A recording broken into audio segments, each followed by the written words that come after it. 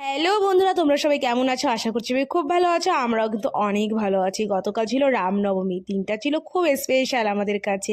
তারই ছোট্ট একটা মিনি ব্লগ তোমাদের সাথে শেয়ার করতে চলে এসেছি। প্রথমে মেলার মধ্যে ঢুকে এখানে মাথায় বাঁধার ব্যান্ডগুলো কিনে নিলাম, তারপরে সেটা দিয়ার মাথায় ভালো করে টাইট করে বেঁধে দিলাম। আর এই দেখো, রামচন্দ্রের দর্শনও তোমাদের করিয়ে দিলাম। কত সুন্দর করে সাজানো হয়েছে। আর এখানে আমাদের মতুয়া ভক্তরা ডাঙ্গাকাশির দল নিয়ে চলে এসেছে। দেখে তো বুঝতেই পারছো সবাই আজকে কতটা খুশি।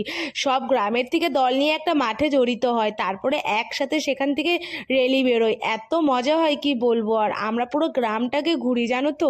আর এই যে তারপরে আমরা সবাই মিলে চলে আসলাম রোডে।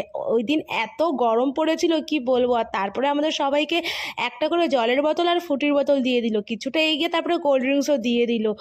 তোমরা তো সবাই জানো আমি নাচতে কতটা ভালোবাসি। আর যখন নিজেদের ধর্মের কোনো অনুষ্ঠান হয় তখন তোর খুশির শেষ থাকে না।